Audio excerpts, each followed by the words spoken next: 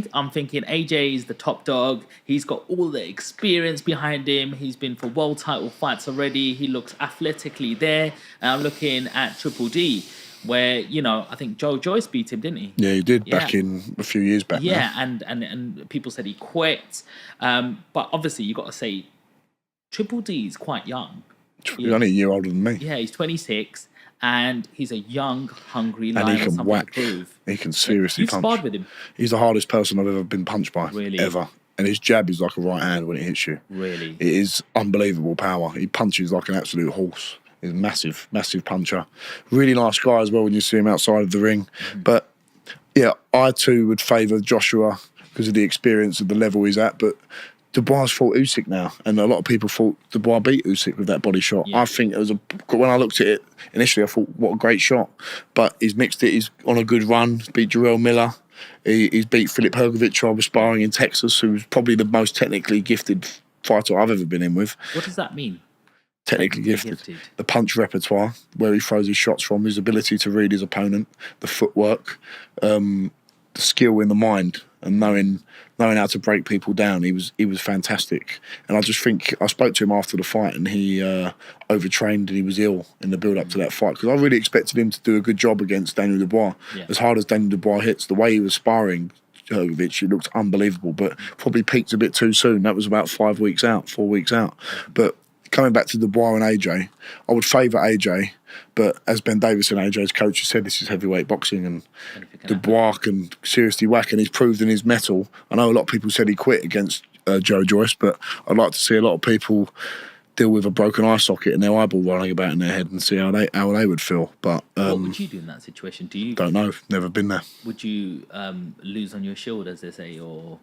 You'd like to think you would, but you've got a great corner team. I don't think his corner team are giving him any help. I would communicate to the corner that my eye socket's gone, I've broken it, and they'd ask me.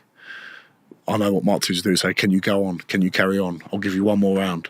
And I'd like to think in my heart that I could say, yep, I'll go on one more round. But until I've been in that situation, I don't know. And Dubois could have been like that. I think he could have been like that from round 3, round 4. His eye was getting smashed, and Joe Joyce has got a brilliant jab. Sparred loads of times with him. Solid. But Dubois proven his mettle, fighting Jarrell Miller, come through a corner there. Dubois, when he fought Hrgovic, round 1, round 2, was getting absolutely smashed with right hands and just came through and bludgeoned Hrgovic in the end. So he's proven his mettle, and it's not going to be an easy night's work for Joshua. It's going to be a great fight. We had Spencer Fear on here a few weeks ago. Good man. And he said to me that I seen Joshua in camp. Joshua looks like he's just refining what he needs to do. And Triple D's had a new coach come on board, which is trying to strip him back and try and get him ready. And he thinks it's a little bit too soon. Who? Triple D. For Triple D. Yeah. But the thing is, he's fought. He probably. I agree that Joshua is the favourite, but he's mixed with the top guys. Usyk's the best in the division, and he's fought Usyk, and he's fought Jarrell Miller. He's fought Joe Joyce now, albeit a loss, and fought Hrgovic. Where else is there to go other than if you get a shot at the world title, you might as well have a go again. How does Triple D win against AJ? Joshua obviously has got the history of people, the stigma around him of, he can't take a punch. Obviously, you're a heavyweight, you get hit by one of these elite guys, you're going to feel it. I don't think it's that, but it will be playing on his mind that Dubois is a massive puncher. He's just got to bring the fight to Anthony Joshua. He's got to take a few risks in an educated way and be the aggressor in the fight, not sit back too much. And Dubois got brilliant feet. He comes in a few inches in range, few inches out, and he's very good at counter right hands. Mm-hmm. If you just lean in a bit too much over your front foot, he will sting you with that backhand. And it never drops me, but it will shake you to your boots if it hits you. Mm-hmm. Have you ever sparred with AJ?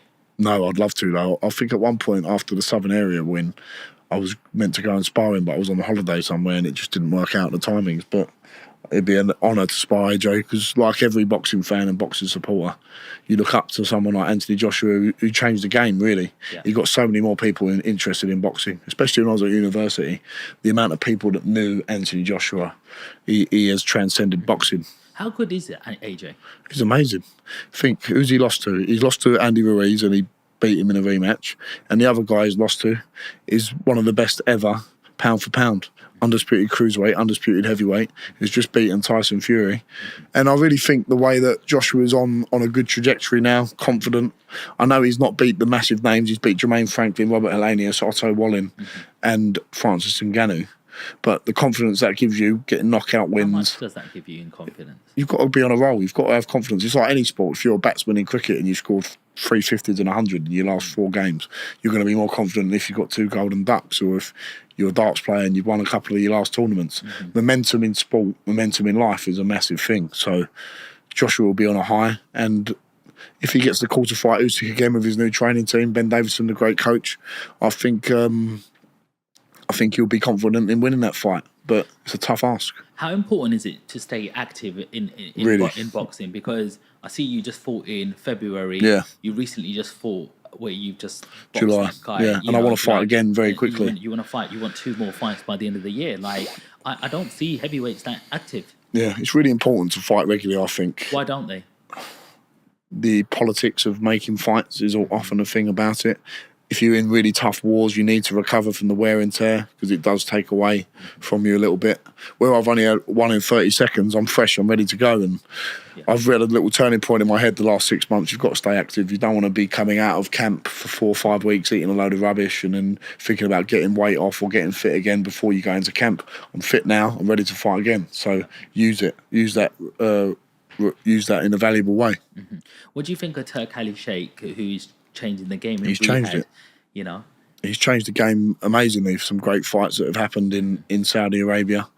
Zhang Wilder, Zhang Parker, Fury Usyk, the undisputed heavyweight championship. Some brilliant fights going on. So it's been great for boxing, and it's done something that you never think would happen. Eddie and Frank Warren sitting on the same table talking again. But I guess money talks, and I'd love to see a few more of them fights in London, in England, but the world's not perfect, and we can't all get what we want all the time. But we're seeing a great fight they're putting on the Riyadh season sponsoring in the AJ Dubois. So it is changing the game, and it's forcing people to make the big fights at the top level. So it can only be a good thing.